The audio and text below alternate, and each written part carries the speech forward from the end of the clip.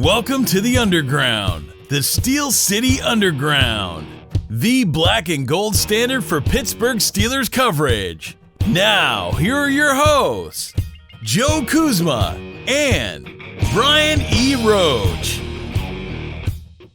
Hello, everyone, and welcome to another edition of the Steel City Underground podcast. My name is Joe Kuzma, but if you were anywhere near Heinz Field just the other day in the Steelers' overtime loss, 26-23 to the Baltimore Ravens, you may have mistaken myself or my co-host, the one Mr. Brian E. Roach, for someone else. Namely, we probably dropped more F-bombs, or enough F-bombs, that would have made Samuel L. Jackson himself blush. Isn't that right, Brian? I'm holding my tongue because I could drop about 50,000 more. As the day has gone on, the MFs and Fs and all those kind of things just continue to spew out of my mouth. You know, I was going to ask how you were doing, but I already know. And even though we had taken some time, we're about a day later than usual, but it's better to be late than not there at all, right? So everyone's sticking around with us here to hear some Steelers talk. We are going to break down this overtime game, frustrating, disappointing game, of which this almost seems like the theme over the last, this is like our, I don't know, at least the third season now where I think with like the first year or two that we were doing this show, we tried to stay away from talking about the zebras, the referees, the officials, the guys that, they uphold the law, the sheriff, the guys that are in charge of making sure the games are played fairly and that we get a fair outcome or at least a just outcome. I did not feel this way with this game. This is I feel almost as robbed as the Jesse Cottick game with this one. And there's a number of reasons, and I'm not sure which of the two are suckier than the other. I don't know that we want to start right from the beginning of the game, or do we want to kind of go through? Because, somebody's going to point out, well, Jalen Samuels went into the Wildcat and threw an interception. Yeah, I understand that. Baltimore made some mistakes, too, which the Steelers' defense capitalized on, and the turnover battle is always a big thing with the game. But it sucks when you're playing against two teams, and someone out there is going to be like, well, the referees made some bad calls either way. I think they missed a few, too, and I think the ones that they blew the worst definitely affected the Steelers a lot more than they did the Baltimore Ravens. Yeah, I'm going to hold my #RefStink diatribe until we get into this because it's still very raw. It's still very raw to me. and I need to paint a picture in words, but I don't want to do it yet because I don't have all my brushes. I don't even know what this analogy is leading towards, nor do I care. Just know that as I said to you earlier today, I think we need a zebra purge. Kill them all. To hell with them. The purge. The alarms are going off down there, Reedsdale Avenue. Yeah. And, you know what, man? That's a very tough one. I mean, we were talking about this, Brian and myself were at the game. That was part of the reason why we're coming to you late. And then needing to sleep on this, or else it would have been a multitude of four-letter words that begin with an F and end with C and K and something U in the middle, right? So, I haven't been this hot over something in a very long time. Steelers are 1-4. I don't feel like the Steelers are playing like a 1-4 team. I'm going to go and I'm going to turn this around before I start talking about this Ravens game and just say from the overall, perspective, the overview that I want to say that I looked at this game and said, anyone who thinks that this coaching staff should be fired and sucks and can't make adjustments or anything else, you need to remove your head from your posterior. And I'm sorry if that's going to offend some of the Fire Tomlin crowd that listens to this, but I'm going to give it to you straight just like this, okay? The Baltimore Ravens come in as one of the top offenses in the National Football League. I'm going to pull up what their stats were on average here in a second. But just taking that into perspective, they have to slow down Lamar Jackson and Mark Ingram in this big rushing attack, and they got to do it with, Keith Butler. Oh, you know what? This guy's so dumb. He's looking for, a nickel in the corner of the Oval Office. And that's the way everybody wants to paint these coaches. You don't have a game that's this close with a quarterback starting his third game ever, who's then removed from the game, and you bring in the guy who was your camp body, your fourth quarterback, undrafted from an FCS school. Woot, woot. You know how I love those guys, Brian. And we talked about this in the offseason. We said Devlin Hodges, he's going to find a niche somewhere in the NFL because we felt this is a guy that has talent despite being undrafted. And, as the chips fall, he ends up coming in this game, and the Steelers still nearly pull this off despite all of these shortcomings. You had Vance McDonald, who's playing with the bad shoulder. You saw him holding his arm, limping. He comes off the field because Vanette wasn't in there a whole lot, especially through the first 2 quarters or 2.5 quarters or whatever it may be. They lose James Washington as well at some point during the game. This is just, it's some crazy, there's a lot of crazy stuff. Then on the side of the defense, and we observed this many times, 3 inside linebackers. So they're rolling with 5 linebackers out there at times to slow down. They would not. This is what happened when they played the Patriots. They're stretching them wide. You know what I mean? They're trying to hit the edge and everything like that. You had a little bit of that, obviously, with the Seahawks and certainly with the 49ers and their rushing attack. And the Steelers throw another guy out there and say, there's no way we're letting you get past the second level if you get to the second level. There were some people playing like man possessed up front. You had your coverage sacks. You just had your grown-ass man sacks at different points. Oh, that sounded like really dirty, Brian. That's Deadpool type language there. That's not a phrase I'd re-utter. No, I can't re-say it. So you could always do like that 15 or 30 second skip and listen to it again if you missed it. If you didn't, oh well, don't get the joke. But anyways, that was not intentional. That was like not the pun intended or anything there. But we also saw, we saw extra safeties in the game too. We saw on the one interception, I think it was the one where your guy Minica, who everyone else in the world calls Minka Fitzpatrick, he gets in there and tips a ball, and Cam Kelly was there, and Terrell Edmonds was in the game too, and they were playing 3 guys deep in a zone, and they also kind of threw Mike Hilton out there in a zone on the one interception too. There were plenty of adjustments. I don't care what you say about the Wildcat thing with J Slash, and we said we may have to take a Slash out of there now. We might not want to see him throwing the ball again, but he shouldn't have thrown the ball. And you got to wonder, what was James Washington's role? That's who it was intended for. But I mean, it was like it was forced. He panicked. He's not really a quarterback, and he's just trying to run the play instead of, hey, you know what? Take a couple yards lost, squeak out of bounds, throw it out of bounds, something like that. But I want to say, I just want to say all this, and should we do the overtime thing or should we do it later?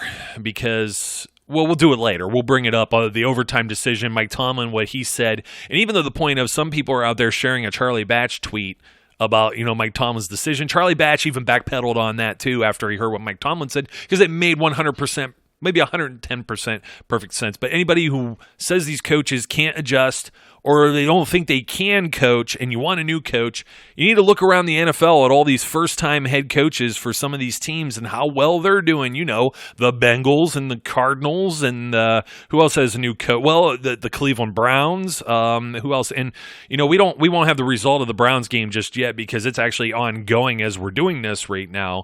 But, the Steelers, even at 1-4, may not be completely out of this whole thing. They're certainly not in the greatest of positions right now. And especially having lost Mason Rudolph, who was already your second quarterback, your backup quarterback. So you lose your Hall of Fame quarterback, your starter for 15 seasons or whatever. And now you have a second-year guy that's just getting in there, getting acclimated, looking good. And now you have a guy that, wasn't even penciled in to be on an NFL roster just a few weeks ago. So, it's an uphill battle. But to blame the coaching staff, if you don't see all the stuff they're doing, and you look around the league and you look at all these other teams that have, brand new coaches or at least first year coaches or whatever, that they're not getting anything done either. I think you need to re-examine truly the job that Mike Tomlin and these guys are doing. All right. So Yes. I'm not going to tear you. I'm not going to tear your opinion down because, generally speaking, I agree with it. But I got to get these bones of contention out of my mouth first. I'll likely agree with you. Agree with you. I think I know where you're going. The first one will be directed at our boy Fickner. And I said this in the pregame. I said it even after the last game. I get it. Don't fall in love with the damn Wildcat. I know Jalen Samuels didn't execute that play well, but you know what? Where were they? Deep inside their own territory. Should never have been called. Sorry. Do something else. Can I get an amen? Do something else. Yes. I agree with that. Right? The player still makes the mistake there, too. Yes. So, yes. Yeah. A demerit both ways. Yeah. The player makes the error that cost you big time, but you should not have put him in that position. The same thing is true. What was it? We're sitting at 2nd and 1 at one point in the game. And we do the Wildcat and lose 4 yards. And then Mason gets sacked. And the next thing you know, it's 4th and 15. Yes. Run the damn ball up the middle with James Conner or whoever you want and get a yard. Stop being cute. I get it. But that being said, those are the only 2 times I really have a complaint. I think you got to give them credit for taking a quarterback who, as you said, nobody thought was going to be even in the league at this point. And not toning and credit to Devlin Hodges because they did not baby him. You and I said this at the game. The first couple plays, he looked a little bit like a deer in headlights, like, holy crap, I can't believe I'm out here doing this. But as soon as he got those first couple throws under his belt, man, he was doing fine. He made one big mistake that luckily didn't cost them. Yeah. Where he tried to throw the ball away, but instead, launched it up there and it was picked off. But luckily there was a penalty. And it didn't count. Beyond that one error, I thought Devlin Hodges did a great job in the time he was out there, considering the way he was brought in and what happened. That being said on that, we'll get back to that. Let me just say, let me get my Tomlin complaint out of the way before I go into this. So there's 23 seconds left in that. Oh yeah, this is breaking down the whole game, but yes, go for it. I know where you're going because we were saying the same thing. Yeah, 23 seconds left in the game, and not the game, the first half. The first half. 23 seconds left in the first half, and you don't call a timeout. What are you saving it for? Call the timeout, and because they let 10 seconds roll off the clock. Call the timeout and put together a play that makes sense. Instead, they squander the opportunity, and that timeout is still on the board when the half ends. Mm-hmm. They never even use it. That, to me, is a mistake. Now, I'm not sure whether that's Austin that should have been telling him, but somebody, if he doesn't figure it out, somebody needs to tell him, take the timeout, save the time. They could have gotten 2 more plays off had they chosen to take that timeout. Instead, time runs out, and you still have that timeout in your pocket. The last one, and you know where this one's going. The last one. Well, let's save that one. Oh, wait. Okay. No, that's... Oh, no. I know. Well, we'll get to that one. I know what you're talking about. I know where you're going. Right. Just hold that thought. Yeah. Well, go ahead. The negatives that I had are far, far, far, far, far outweighed by the fact that anybody who thinks this team wasn't ready to play is out of their gourd. This team was ready to play. Anybody who thinks that it's easy to lose a quarterback the way they lost Mason Rudolph, to this concussion, which looked much scarier than just a concussion. Because we could see him. As I said to you at the time, I've never seen a guy look more flat. Yeah. He was just absolutely out, and it was, for a team that's had the Ryan Shazier scare, it looked much more scary than it ended up being. But all that being said, now you're down to a third-string quarterback, and you're still making a game of this, and in fact probably should have won the game. Don't give me the grief about Tomlin and Butler and Fickner. They did their jobs yesterday. Nobody's perfect, so yes, I can pick on the couple things that they did wrong. But for the most part, they did a great job, and they did a great job in the Bengals game of getting these guys ready to play, game planning the game, and executing what they had to do. It still falls on players to make the plays, And, when you have, Jalen Samuels throwing an interception, which he should never have thrown, and how the game ended in overtime, that's out of the coach's control.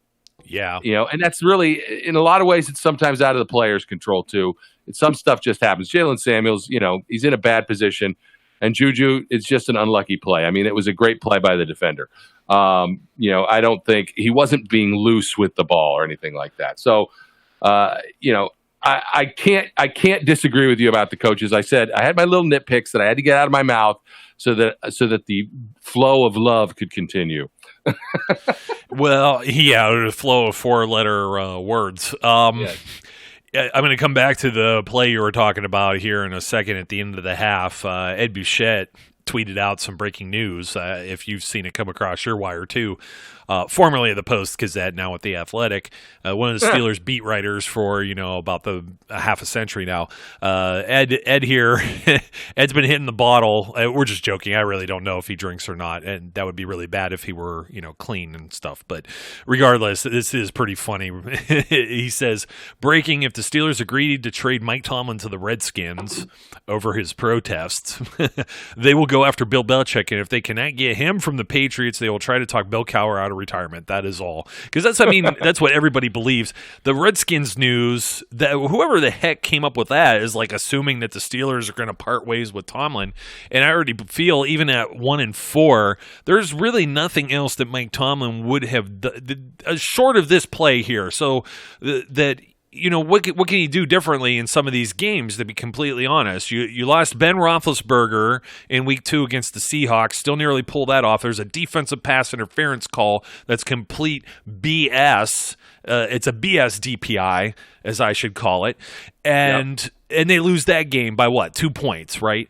You have guys that fumble, and you're talking about ball security or whatever be the case. They know, they're pros. It's not like, I could tell you, as much as they had guys working on the jugs machine at training camp, the defensive backs, and trying to create splash plays, you don't think that comes the other way around on the offense? Guess who they're trying these things at? They're trying to slap the ball away from their own teammates when they're in practice, and to try and create these splash plays and these turnovers that were lacking from the 2018 season. And when they're doing that, guess what the offensive players are learning or gaining experience of? Protecting the darn football. So, you can't just tell me these guys are loose and people fumble. And you know what, Brian, I may have screen capped it, and I'm trying to see if I have it now. Somebody had posted, and I don't have a source for this one. I can't even attribute it other than it was like on one of these Facebook groups or on Twitter or something like that. I'm going to pull this up. It was talking about these are fumbles, I think, through, I don't know if it's career or what, but they had Lynn Swann at 9, Lewis Lips, I think it was like in their first 3 years. Lewis Lips 15, Hines Ward 3, Plaxico 4, Randall L 14, Santonio Holmes 11, Mike Wallace 3, Sanders 5, Antonio Brown 5, and Juju Smith-Schuster just the 2. And everybody wants to throw Juju under the bus. And we could look this up and make sure of this here in a moment. But I want to go back to that play, or I want to go back to the series to end the first half. You had a 2-minute warning. The Steelers have the ball on their own 37, 2nd and 10, and Mason Rudolph, he throws a pass for Nick Fournette, incomplete, go 3rd and 10, and he goes deep for Johnny Holton and just overthrows him. Had him wide open, dead to rights, wide open, surefire touchdown. They end up having to punt. This leads to a series with Baltimore where Baltimore, they didn't have all their timeouts because I believe Harbaugh, he challenged and lost one of them. Then he lost both of his challenges in the game. Close calls, and I think that's going to factor into the thing we're going to talk about in a bit. But they go and they run a couple plays, they get a first down. Lamar Jackson gets sacked by your grown-ass man, Cam Hayward. They lose 3 yards, 2nd and 13, 36 seconds. They're letting it tick, tick, tick a little bit. And he goes and throws, and that's where Mike Hilton picks his pockets. Stan Savran had the greatest quote I heard of this in any of the post-game stuff. He had said that Mike Hilton was hiding in the weeds, and I absolutely love that. That's like one of the best things ever, and it just describes exactly like the way that play worked. The sad thing is that we almost didn't see it on the far end of the stadium. They're showing a replay of the previous sack, and we're trying to watch that, and and Baltimore ends up running the play rather as quickly as they can. You know what I mean? It's just they got going there. So. Anyways, Steelers get the ball back, 33 seconds. They're on Baltimore's 25-yard line. They're darn near knocking on the door of the red zone. Rudolph completes this pass. It's only for 4 yards of Jalen Samuels, and then tick, tick, tick, tick, tick. They have one timeout. Tomlin doesn't use it there. That's where we're screaming our heads off at. And the very next play is Mason Rudolph gets a play off. He throws it deep out of the corner for James Washington, which they worked with James Washington a lot, especially Ben Roethlisberger during camp. A lot of stuff along the boundaries in the red zone because the guy could jump. He jumps like Superman, or, if any of you ever played Crackdown on the Xbox and jumped from building to building, that's James Washington, and he's got these big hands, and he snags things that are near him. His catch radius is insane. And this one was just, this was in row 5 of the corner end zone, so he wasn't getting to that. But Mason gets roughed. He gets hit on the play by Pierce, and it's a 10-yard penalty, and it marches them up to the Baltimore 11. And there's only 7 seconds. They could only run one play, and he pretty much throws it away in the same fashion. I don't even think there was anybody there on that one. They don't even credit it here in the actual game book. And we're screaming our heads off because you lost 20 seconds off the game clock, where maybe you go down, or I'm sorry, 21. Maybe it goes down to 32 or 31. You run down the sideline, you call timeout real quick, and then you run off, let's say, 6 to 8 seconds. He throws out the back of the end zone or whatnot. You're sitting at 22 seconds with a fresh set of downs on the Baltimore 11. And I understand you won't have a timeout. If you get sacked, then maybe you lose those 3 points. That's the only thing I could think of that was going through his head, but you may have had a couple more opportunities to do something. You wouldn't have been able to run just about anything, which was maybe what he was thinking by holding that in his back pocket. Well, maybe we could run a draw play up the middle or something, or the middle of the field's still in play, and I could still use my timeout and get a field goal if that doesn't work. You know what I mean? Maybe it left the playbook more open. That's the only thing I could think of there, because otherwise you kind of shot yourself in the foot and lost some opportunities. Yeah, I was not pleased with that decision. I still am unpleased with that decision. Did that decision cost them the game? No. But it certainly took away look, let's be honest. The team is having trouble getting points on the board. They have not been as effective in the red zone as they had been the previous year. It's not a big surprise. They have. They've got essentially an all-new group of guys playing together. It's going to take them some time to understand things and get it all working out. But you took away the opportunity for 4 additional points. And yes, had they gotten a touchdown there, I think we'd been tied at the half at that point. I'm looking. Yeah, he kicks the field goal, so it's 17-13 instead of potentially 17 all. Granted, Tomlin doesn't go for 2. Right. It makes a difference. Those 4 points might have made the difference in the game, but that's not what cost them the game.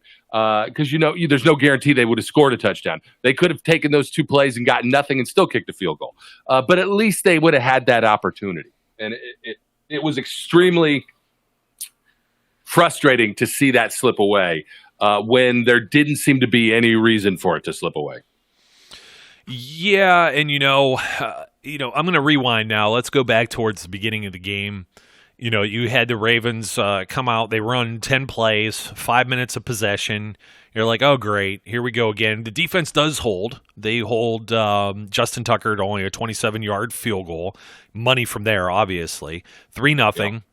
And then, of course, the Steelers go right into, let's just give it right back, a 12-second possession. 12 seconds. One play. That's the Jalen Samuels interception. And, that puts Baltimore right on the Steelers' 15-yard line. They score. They go up 10-0. And you're just thinking to yourself, well, here we go. Punt, pick. What are the Steelers going to do here? And they come out. They run. Where are we at here? Oh, here we go. 5 plays, 75 yards. I was like, wow, that was a pretty fast drive. They ran right away, and then all of a sudden Mason Rudolph's throwing down the field.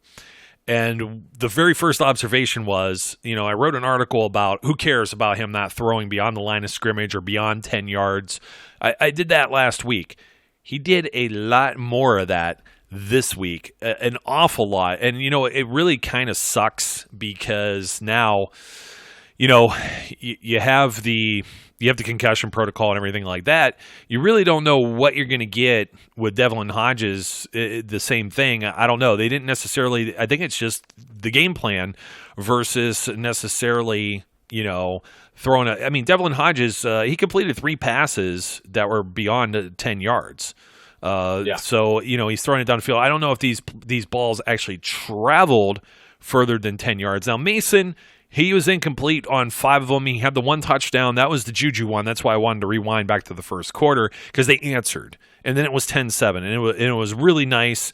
And he had maybe so he had about 4. So he was almost 50% throwing beyond 10 yards down the field. But he only had like 2 throws like that the week before against the Bengals, and everyone's like, well, this guy can't throw downfield or whatever like that. And, of course, the one was where he missed Holton. I think the other one, I forget what the other one was, maybe a miscommunication with Deontay Johnson, was it? Like inside instead of outside. Remember, he tried to he tried to track the ball and adjust, and it didn't get there. And I mean, those are things that happen. Those things still happen with Big Ben. I'm not gonna rag on Mason, especially with what happened. He really looked like a leader out there. They go into the half. Well, you know what, Brian? We still have to talk about the first half for a few different reasons. Neutral zone infraction. That's the beginning of the diatribe. Look, let me just say this. Buy some damn glasses. Oh my God. Who was the first one that they called on? Devin Bush? TJ Watt, first Ravens drive in the first quarter. Breathed heavily on the line of scrimmage. He did not cross. We watched the replay 4 times. He did not cross the line of scrimmage. There was no neutral zone infraction. I believe you actually have to enter the neutral zone to get a neutral zone infraction. And if you run up to the line of scrimmage, but you don't enter the neutral zone, and the other idiot on the side of the field decides to jump, it's not your fault. Yeah. Thanks for not blowing everyone's ears out by screaming directly into the microphone. But, we got some, up. We all forget there was another roughing the passer on Tuitt that was called too, that I couldn't figure out what the heck happened there. And, that was down by it was 2nd and 3 from the Steelers 4. It was like right on the, doorstep of the goal line there, and that's when they went up 10-0 there, and you're just like, oh geez. There was the phantom false start on Marquise Pouncey too. I don't know what he did with the ball. That one I didn't replay. Maybe they did do it on TV and somebody could just tell me I'm an idiot and I have it wrong, but from as far as what we saw on a scoreboard replay, I don't know about that one either. And it was just like, okay, we're going absolutely like bonkers over here with these calls, in the game. Now, James Washington had a nice little stutter step false start that was like 100% a false start. So I don't want to necessarily make it sound like, oh, I'm crying spilled milk about the referees, because I haven't even gotten to the tip of the iceberg with this crap yet. We haven't gotten to the second half just yet. But there was nice stuff there. We already talked about Minkah Fitzpatrick, man. Does it even seem like we were talking about safety play. We were already talking about Cam Kelly at the beginning of the year. You're talking about how bad they got embarrassed by the Patriots. They couldn't get any offense going. You're talking about other defensive problems. And all of a sudden, you bring in Minkah Fitzpatrick, and everything has gotten quiet with the secondary. You don't see a whole lot of Joe Hayden or Steven Nelson getting beat, but you also don't see Terrell Edmonds or Minkah really getting beat. We saw Mark Barron getting beat, but they buttoned that up a little bit too, though. You know what I mean? You got to give them credit there. The tight ends didn't absolutely destroy them like everybody thought they were going to. The trade is looking better and better by the game week to week, and I think it's a huge feather in the cap for the Steelers and their defense, and it's just big. Now I think we could finally get to the second half. We said they go in the locker room 17-13. Ravens are returning from the locker room. They're going to go on the field as half the people are waiting in line for the bathroom or their nachos or with the pulled pork or a jalapeno or whatever on it. And you're just like, this sucks. I always hate this. It's like do people not know they don't wait in line? Are you that hungry? Eat after the game. You get the sack, you get the super burger from Eaton Park or whatever with your ticket. So just wait, okay? Because we need you out there. And there was a pretty big drive here that the Ravens put together, like right here. They chewed up. How many minutes here, Brian? I'm looking for it, and I lost it. And now I have it again. 6 minutes and 38 seconds to start the third quarter. 9 plays, and they only netted 32 yards. I mean, this thing was like, okay, 2 yards here. Vince Williams, offside. And it was another bad one. Right out the gate, this third halftime, it was like, or right after the half, it was like, hey, the referee's still on break here. Somebody get these guys water. They're like little chunks of yards here, 4 yards, 2 yards, 4 yards, then 7 yards, 4 yards, 3 yards. Then there was a halfway decent play. And what ended up happening was they had an offensive pass interference on Seth Roberts. It ends up coming back. That was the pick play, wasn't it? Yep. Yeah, it was. That was the one I was calling from the stands. They motioned out Ingram all the way wide. It probably would it have been the bottom of the screen or the top of the screen? People watching at home, probably the top of the screen. And who was it that was next to him making the calls? Oh, crap. Was it Steve Nelson? It was Nelson. Steven Nelson, yeah. Steven Nelson was switching him up. Yeah, he switched it up. I forget who Nelson was guarding that was right next to him. And he got Vince Williams on Mark Ingram. And then immediately it was the pick on. Roberts goes to run like that little pick play, like an out. And the referee saw it. And it was textbook. Wasn't anywhere close because by the time Ingram had gotten the ball on that drag route, it was on the other side of the field. So, I mean, it was pretty textbook, and I'm glad that the referees actually got that one because they missed off a lot of other stuff. But even with that, so you have 4th and 6. So they go from third and 13. They get a pass across the middle to Mark Andrews at 7 yards. 4th and 6. They line up. They're doing the hard count. And Devin Bush jumps, and he's in the neutral zone. There's no doubt about it. Rookie mistake. Lamar Jackson fumbles on the next play. He dives on it like a grenade, but he's not down. And the ball manages to pick up the yard. Yes. Yeah, he gets the ball. Somehow it was a lucky bounce. Well, I shouldn't say he dives on it like a grenade because he'd be in the fetal position on the field. He never really hit the ground, and he was still able to pick up a yard, and you're like, I can't believe this. Like, how much luckier can that be? You know what I mean? That should be a turnover on downs. And then it's like the most amazing play that I think you've ever seen with Devin Bush picking off, pulling the ball from Nick Boyle and coming down with it. And then by some miracle of a higher power, the replay officials agreed and the Steelers got the football. I think Al Riveron was out taking a dump, and somebody else had to review that.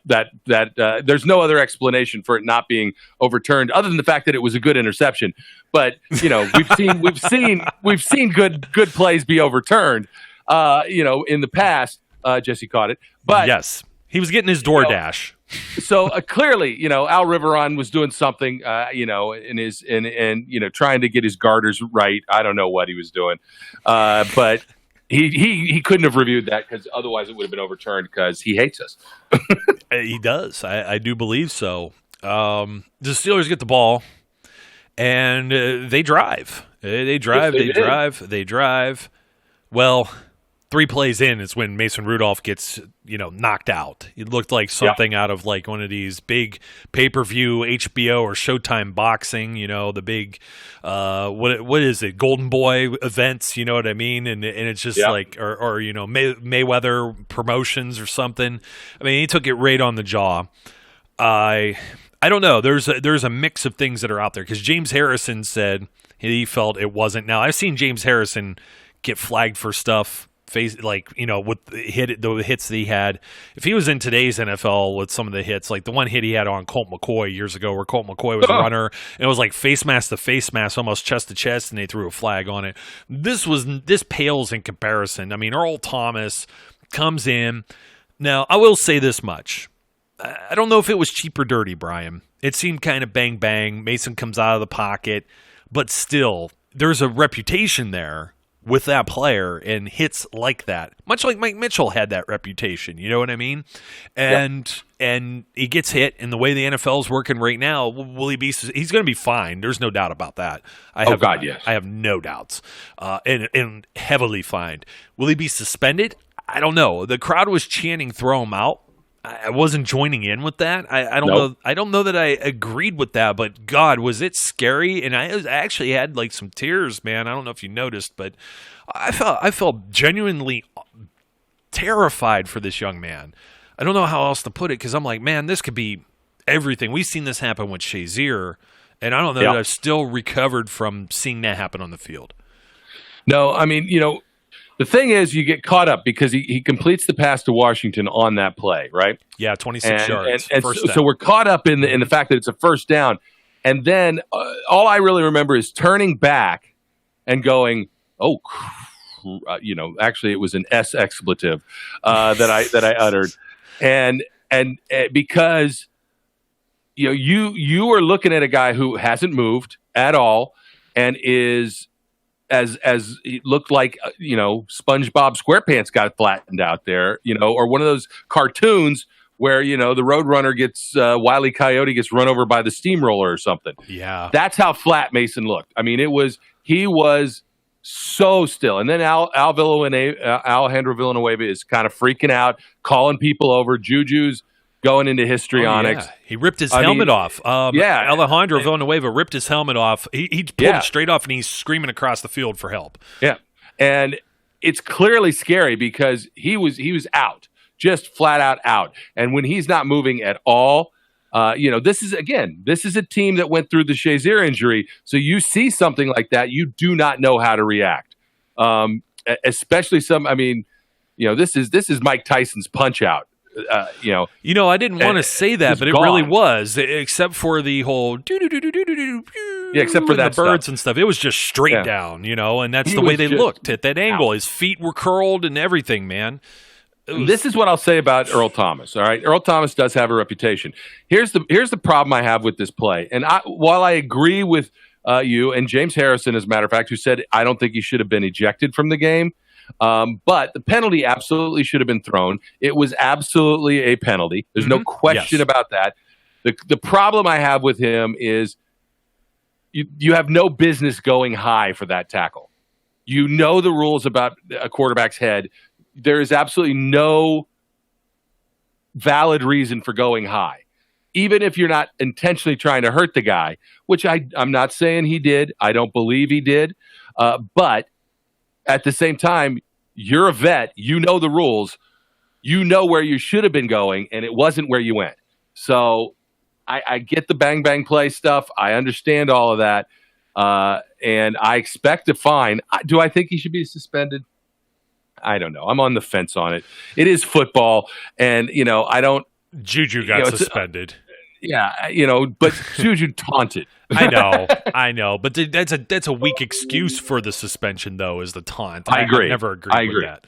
Neither did I. I didn't think he should have been suspended. Be that as it may, that hit. This is one of the things I want to talk about when I was talking about Tomlin. That is a devastating blow to a team that already lost their franchise quarterback. Here's a guy that everybody's rallying around. They love this kid. Everybody is positive, and to see him like that, even though it helps because he got and there's a lot of misinformation about the cart. People going, "Oh, the cart didn't work, and they have billions of dollars, and they can't even have a working cart." It wasn't the cart didn't work; it was that the idiot who they hired to run the cart didn't know how to use it. Which is amazing. He even got it out on the field. I know. I don't get it, but be that as it may, Mason wants to get up. He wants to walk off the field. And he does. It's a weird scene because, it looks like something out of Leathernecks or something because they've removed his face mask and, he's clearly wobbling. He's clearly not able to support himself. I mean, he had the little birdies going around his head. Yeah. And we clearly hope and pray that he is fine. But that kind of blow to a team, they could have just fallen apart. Yeah. And they did not. They absolutely did not. In fact, Hodges comes in, and they finished this drive with a touchdown. Not only that, Hodges also completes. Let me see. He completes. He had one that was going to James Washington. It was a pass interference just shortly after that. You have one when he missed Washington, and then he got Deontay Johnson. Luckily, ends up fumbling out of bounds, and then you got fancy again with the Wildcat. And this is, I think, where you were talking about direct snapped. You had direct snap to Jalen Samuels, and then it's like he's in no man's land and flips it to Holton, and they end up getting some sort of positive gain. You said yourself, a whole lot of running for 4 yards, and then Hodges gets a nice ball to Vance McDonald, gets him down to the 1 yard line. James Conner punches it in, and the Steelers actually go up 20-17 at this point. And this is very close to ending. This is a 10-play, 87-yard drive, which outside of 3 plays, now some of it penalty yards, obviously, from the Mason Rudolph making the big 3rd and 11 play to James Washington for 26 yards, and then another 15 tacked on for the roughing the passer. They still got down there. That was 87 yards, 10 plays, 2 of them, 2 penalties, 11 minutes of real time elapsed. 11 minutes, 18 seconds real time for only 4 minutes and 40 seconds of game clock, which was pretty crazy.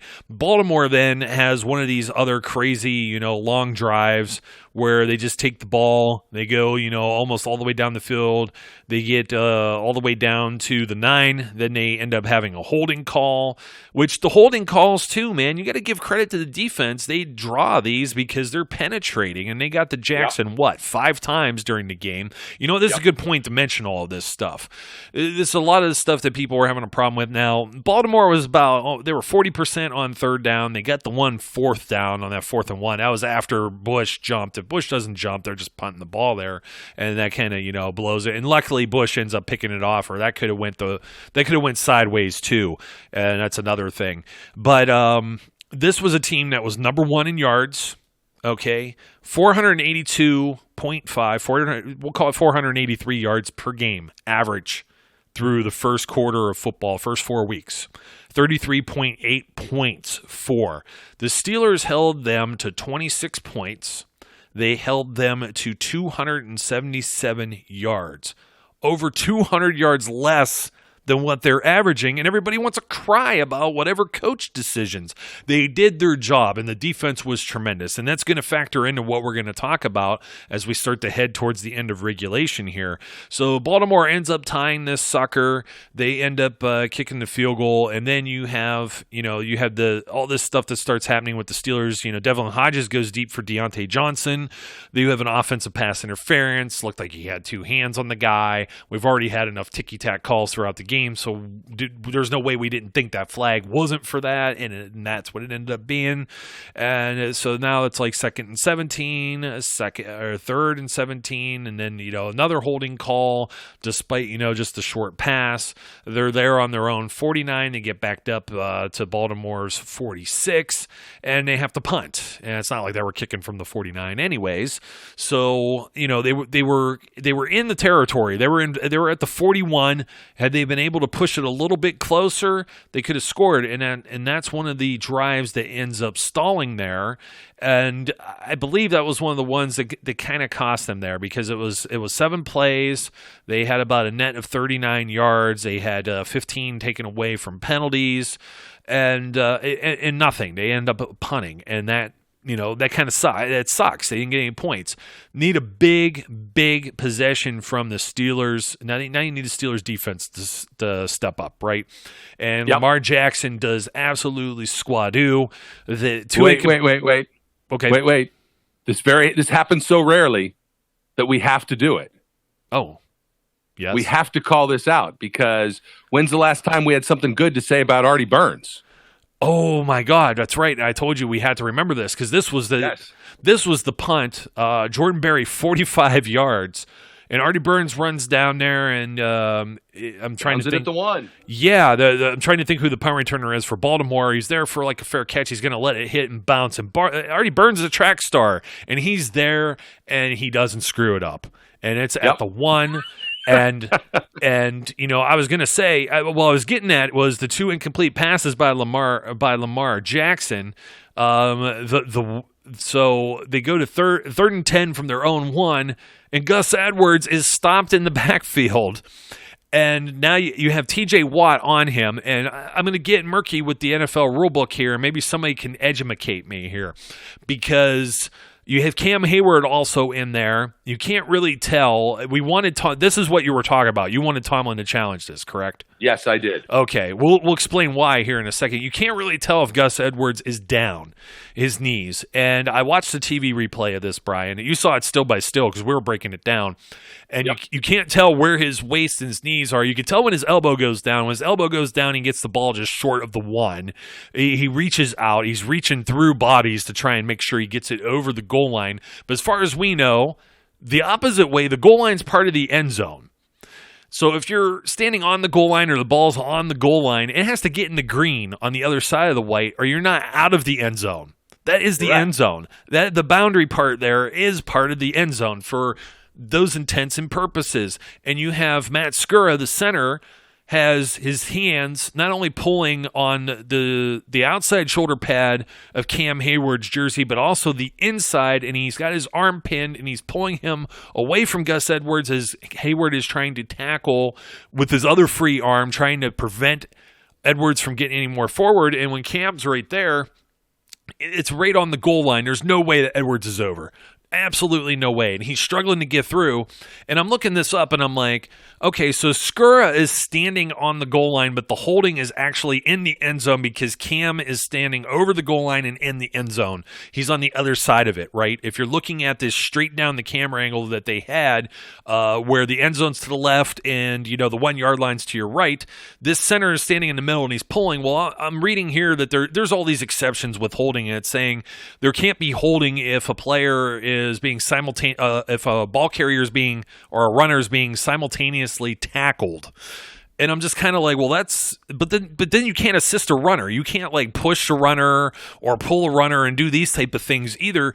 So how's that? Like, did they blow that? Like, I don't know. Like, he literally pulled Cam Hayward off of Gus Edwards, and that's the only way he got free, because there wasn't really another black and gold jersey that got in there until like 2 seconds later that could have prevented him from any more forward progress. And I know what you want here. You want Tomlin to throw the red hanky and go with it, my friend, because I'm totally with you. I know what you're going to say. Here's the thing. All right, there's 7 minutes left in the game. You never know. You never know what's going to happen. Throw the damn challenge flag. What is one more timeout going to cost you? Because I get it, you want to conserve them, but you never use them. So throw the flag, throw out the challenge. Maybe you get 2 points. You get those 2 points there and get the ball. Yeah. It's a different game. It is a turning point moment. And it was very clear that there was a chance he was down in the end zone. While they can't pick up the holding call on review, at least I don't think that penalty is reviewable at this point. No. You've got the kind of chance there, even though, look, nobody's going to blame you if you don't make it, if it comes back the other way.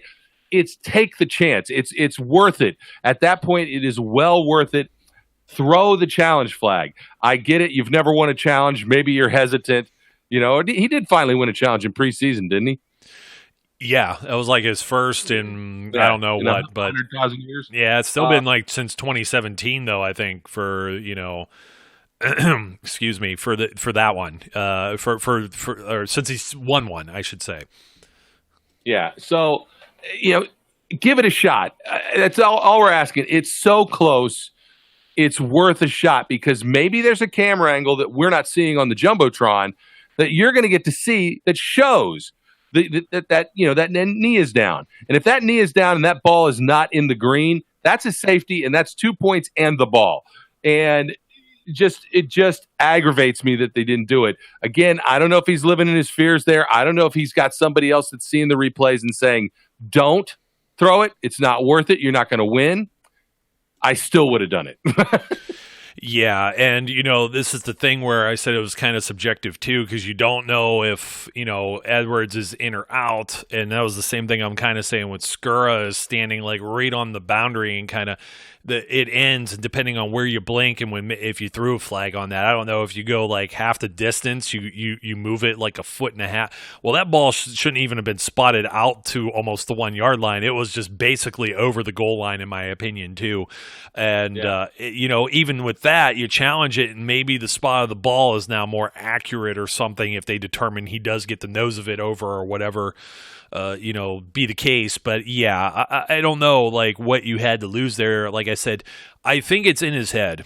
I think it's in his head that he hasn't won challenges. I think he looks at what's happened in the game where Harbaugh, the one, I think it was Deontay Johnson, that was the fumble one, fumbling out of bounds, where you don't know if it was a catch or not. You know what I mean? And then they say, oh, well, that's a catch, so you lost the challenge. And he's thinking to himself, he's got whoever is supposed to be the experts upstairs. And I'm just kind of thinking to myself, man, I mean, I think, like you said, that's a major turning point. That could be a victory that's 2 points, and you're going to get the ball back with under 3 minutes or so, in the game, whenever that was. Let me see. I'm trying to see where this is here. Okay, so it was like 6-something. I'm sorry, it was 6-something left in the game.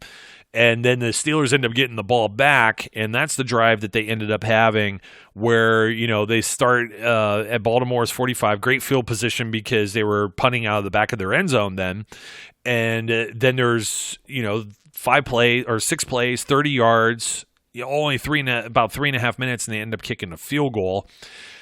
And it's 23-20, and you're like, man, I really wish they could have got more out of that. Maybe they'd get a touchdown out of it. Maybe if they would have had the safety, and then that's how the resulting series ended up happening. They'd be up maybe 5, and then you got to force Baltimore to at least score a touchdown instead of just tie. Because the defense does its job here, Brian, except for the fact, big time. Except for the fact on 2nd and 8, Lamar Jackson is practically brought down in the process of throwing the ball, which ends up for no gain, by the way. So it would have been 3rd and 8, and probably one of the most beautiful textbook. He couldn't have freaking harmed a fly, but yet we got skirts on the quarterbacks. We're playing, instead of flag football, we're playing skirt football, and there's a flag thrown. This is what really bothers me. Well, not just this with Ola Adnei, with the roughing the passer, but in general in the NFL, and in general when you have these mobile quarterbacks who, juke and jive as they do, it's almost unfair. You know what I mean? Because then the guy goes outside the pocket, and all of a sudden it could be, roughing the passer or whatever, just because, a split second he decides to dive and move his body a certain way, and he gets brushed by someone. You know what I mean? And then it's a 15-yard, you get tagged 15 yards. That would have been 3rd and 8 on their 27. Whether or not they convert or not, who's to say how this turns out any differently? It could have. Maybe they don't drive and score the game-tying field goal. We don't know. Maybe they run out of time. He gets sacked or whatever be the case, or you don't call the penalty. The clock keeps ticking. The 2-minute warnings earlier or whatever may be the case. And maybe you force a little bit. Justin Tucker still kicked a 48-yarder. At the end, he may have had to kick a 53 or a 55-yarder. He's capable of doing that. But, there's so many different things that could have changed. They could have stopped him on 3rd down the way the defense had been playing. And then the Steelers, then maybe it's over. The Steelers have the ball with about 2 minutes. Baltimore has to burn whatever timeouts they may have left. I think they had 2 left at that point. And then it's game over. You know what I mean? Any combination of this is game over, and instead you end up in an overtime situation where a lot of people are flaming Mike Tomlin, Monday morning quarterbacking, always take the ball. Now, we looked confused. I'm not going to lie.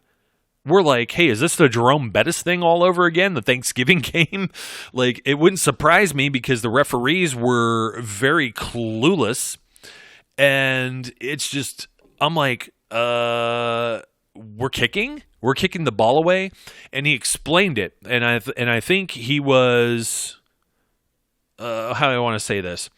I'm not just going to say correct, but it was a very calculated risk. Not only the way the defense had been playing. Now I already thought in my head, I'm like, defense has been playing lights out. They get this right back. This is sudden death. And maybe that's a better situation. But then I was thinking, well, I always think of the Tebow thing and somebody breaks a big play, game's over. And that's where you're thinking if you get the ball first with the Steelers. I totally agree with that too. The only problem is the Steelers were like average starting position from these kickoffs and the kick coverage team.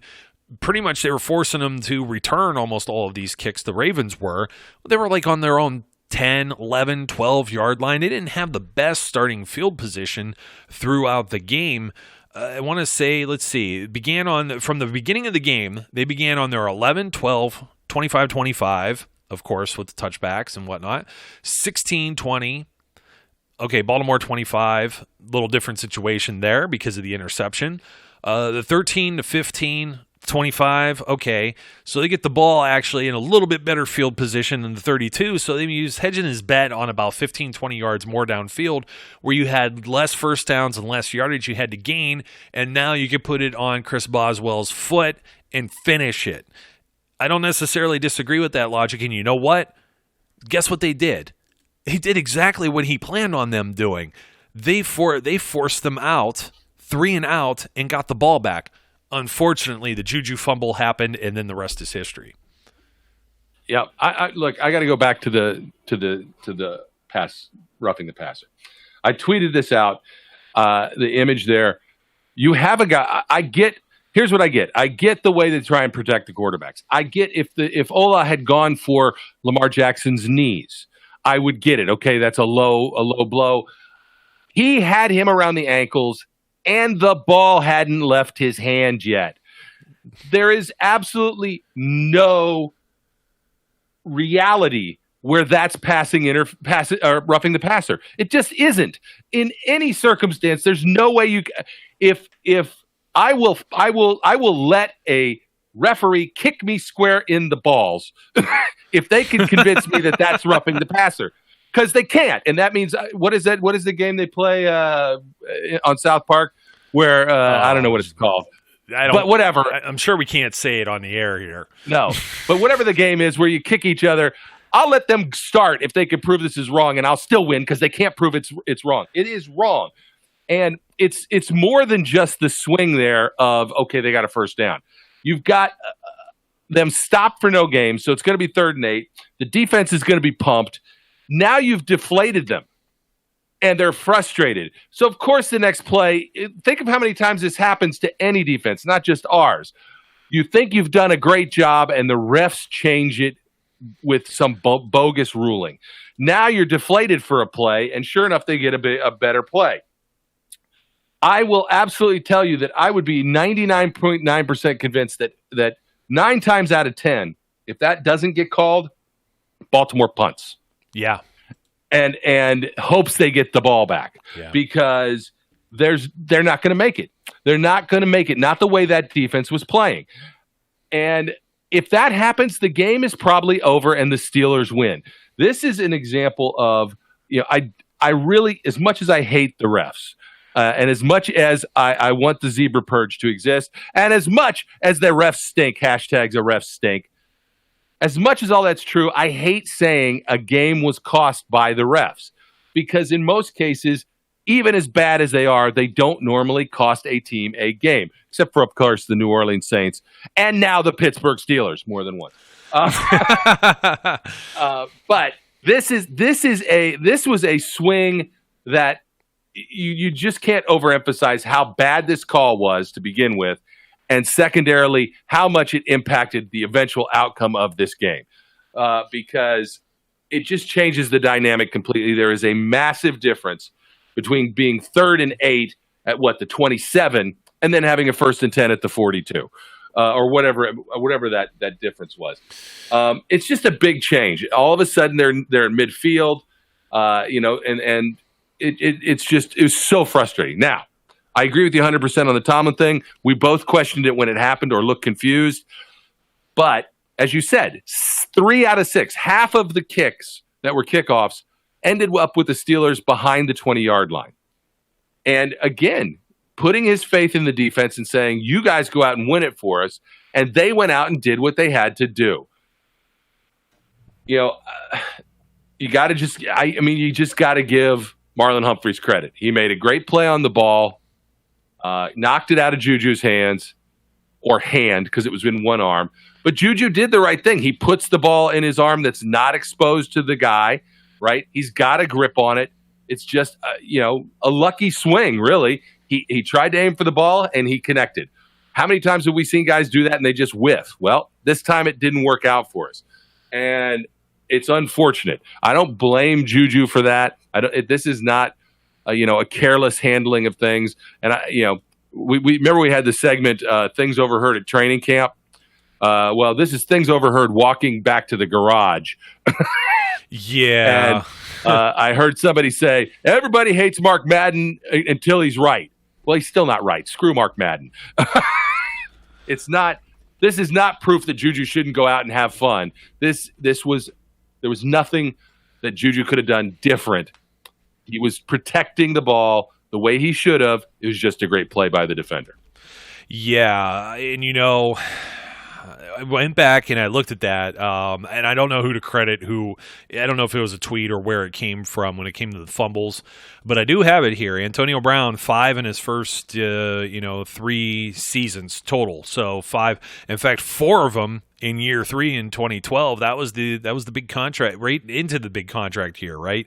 Yep. That he ended up having instead of Mike Wallace, who then skipped town. And then Wallace himself, I had Wallace up. Wallace had 3 and 1 each in each of his first 3 seasons with the Steelers. But the big one was Antonio Holmes.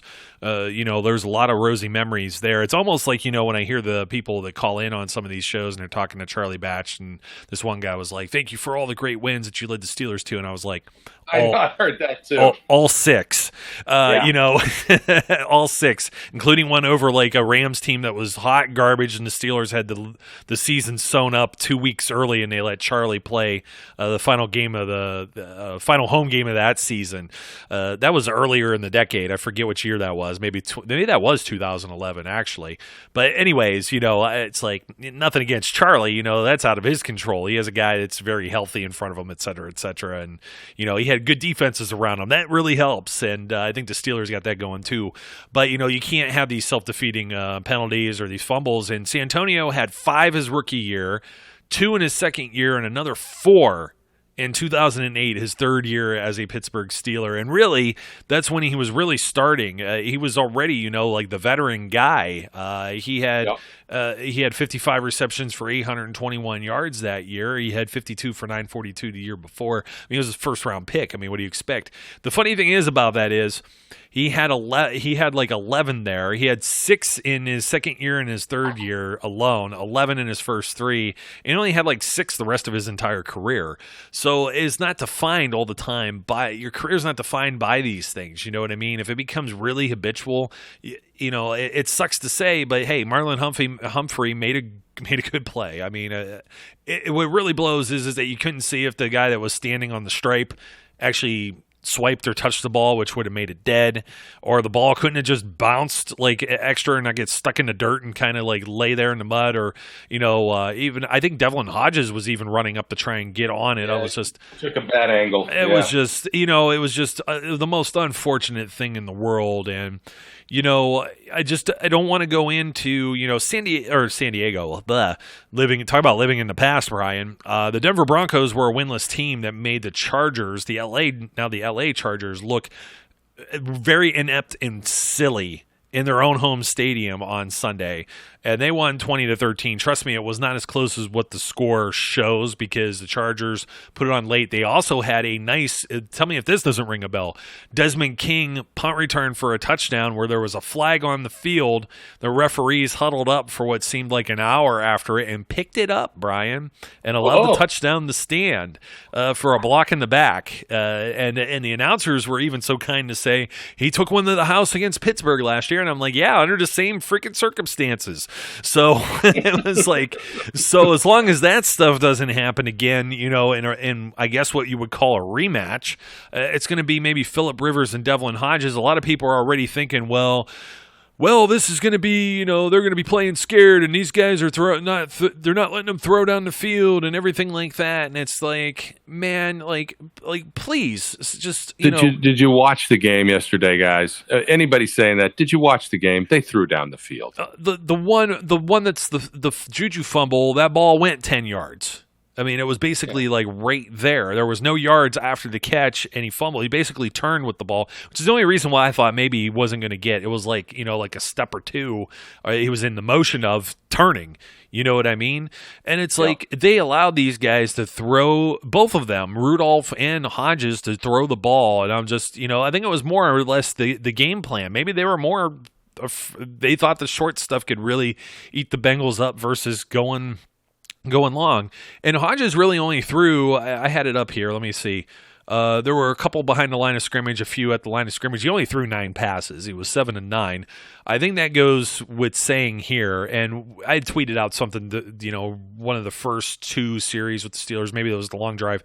Mason Rudolph threw 2 passes there that were over 15 yards in the air alone before they were longer completions, just like on that one drive alone. But it goes without saying, I'm going to really tee off some Ravens fans.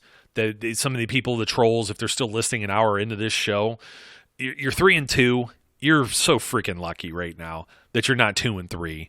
You're lucky you got away with one. I know you need luck to go on your side sometimes, but honestly, Lamar Jackson, 19-28. Okay, 67.9. It's only 161 yards, 5.8 per attempt.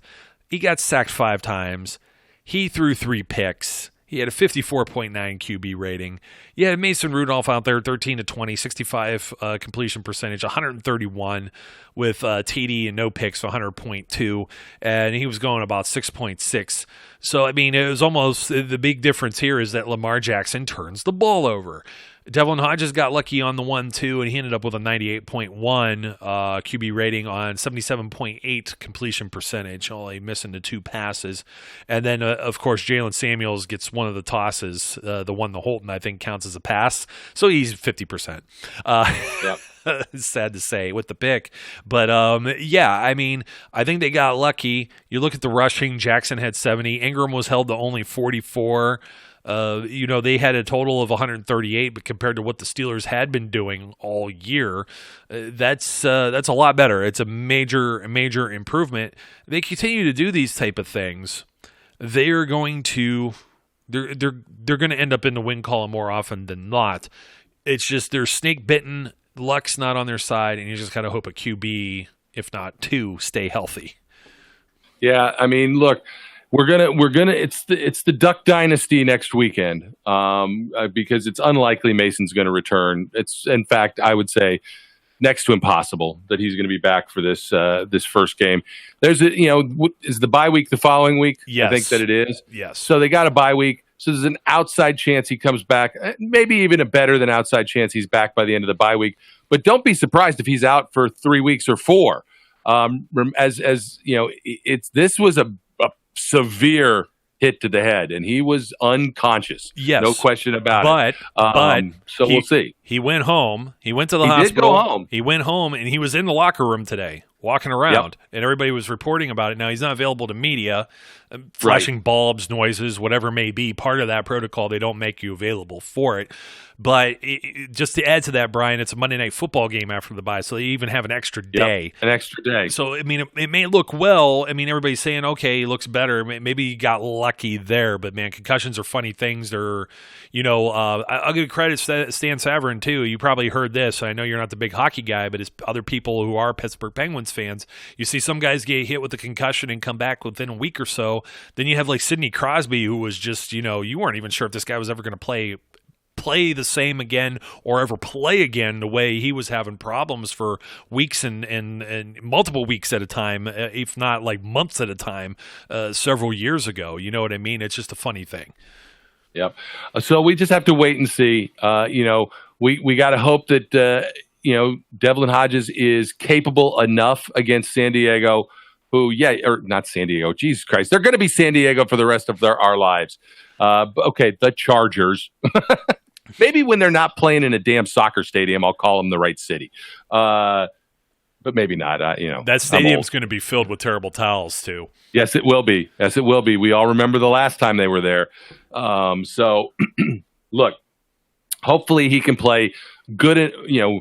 He's got to be able to play better than Mike Vick did that game. You ain't lying. I mean,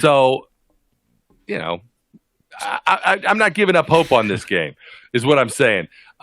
But let me just caution everybody. For everybody who now wants Devlin Hodges to be the number 2 quarterback because they think he was running the offense better than Mason was, sorry, you're wrong. He wasn't. He was fine. He did a good job, but he wasn't running it better than Mason did. Yeah, and I mean it's still scary for the Steelers season because you don't know. I mean, it's a guy. Yeah.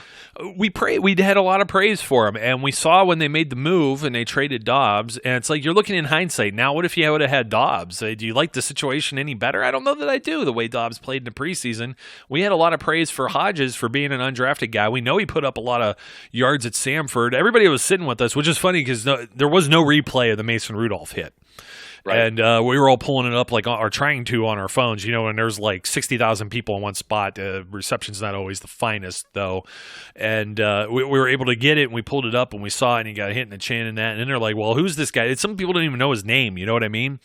And, Duck Dynasty, Duck Hodges, it's just the only thing we really said about it. We know he throws a hard pass. We know he can get rid of the ball quick. He throws a rocket, and we know he ran an air raid offense at Samford. And like I said, I'm one of these nuts that watches the FCS stuff, maybe even more than a lot of your Power 5 conferences in college, because just based on my alma mater and that I'm familiar with some of these programs. And he doesn't come from a program where they shy away from throwing the football. He has plenty of experience with reading defense and stuff at a pro level or at that higher collegiate level. No, but you know what? It's going to be what it's going to be. He's in there, and you know what? I feel better about him than maybe some others. Sadly, maybe even Landry Jones. XFL draft coming up, buddy. So, we'll see what goes on with that. I mean, it's one of those things you got to hope for the best. I mean, it would be absolutely incredible. I don't necessarily know that they have the highest hopes. I'd hate to see them drop the 1-5 before the bye, but I think that team's really thinking, hey, the defense, maybe we can lift this up. Maybe we can rally around another guy getting hurt and losing a crap game, and if somehow they could pull it out and go 2-4, I mean, you're looking. I get it. You're looking at the Dolphins dumpster fire. You're looking at a Colts team that's very erratic, that put the clamps down on the Chiefs. You never know what can happen in those kind of games. Historically, the Colts come to Heinz Field, they get shellacked. And then the Rams, you have no idea what's going on with them either. That team is just, you talk about like bipolar. They look awful the last couple of weeks. So, I mean, it could be anybody's game. You just never know. I think the biggest thing here is for the Steelers is the path is going to be through the AFC North. They're going to have to take care of business. They still have 2 games with the Browns. They still have to play the Bengals and the Ravens again. You get a split with the Ravens. If you could sweep the Bengals, you win 4 games in your division, win 5 games in your division. That's a good way of the way there. And they still have some other programs that aren't necessarily on the up and up, like the Cardinals or the Jets. I mean, we don't know where the Bills are necessarily in the pecking order either. And, of course, they lost their quarterback to a helmet hit just the week before, too. So there's all kinds of things up in the air. I don't want to sound bullish now because losing Rudolph – if they would have went in and now you got the 2-3 and you got, the Browns, losing at San Francisco and potentially if they end up losing that game, the way things shake out, they might still be able to catch the Ravens. The Ravens have the hardest part of their schedule still forthcoming. So we're going to have to see how they do this. It's just tough because you don't know, because the whole quarterback thing is a crapshoot from here on out until we know when Mason's going to be able to return. And we still don't even know if Mason was 100% the guy, but man, he was really looking the part. Yeah, he was looking good. He looked like again, I'm going to give credit to Fickner. I'm going to give credit to, the coaching staff. They altered the game plans to fit Mason, which is what they had to do as time moved on. So we'll see what they pull out of their little basket of tricks in San Diego for the Duck Dynasty show. San Diego. And wherever the hell it is. Southern California somewhere or whatever. That's clear across the damn country. I can't tell the difference between the cities from here. Yeah, and with that, we had a lot. Like I said, we had a lot to say. I put it out on for those of you who have subscribed to us to YouTube. I said just hold your horses. We're collecting our thoughts. We're going to have a lot to talk about. We have even more to talk about, but we're going to have to cut it off here. Brian, thanks for joining me once again. Happy to always happy to be with my brother from another mother. and talk some Steelers football. Just wish that I didn't have to keep saying the same thing over and over again, which is hashtag the refs stink. I think it was trending. About 3:00 on Sunday, so Eastern time. I think it was one of the top trending tweets, maybe, or top trending hashtags. Try saying that 5 times fast. Anyways, so folks, don't forget to like, comment, and subscribe. Hey, I'm glad you don't. It's still better than your singing. And you know what? We didn't have as much nonsense, unless you thought the referee stuff or saying that the Ravens are still overrated was nonsense. I'm sorry, I don't agree with you. So anyways, my name's Joe. His name's Brian. Until next time, we encourage all of our listeners to be safe, be good, and we'll catch you later. We would like to thank you for listening and remind our listeners to follow us on social media and our website, www.steelcityunderground.com.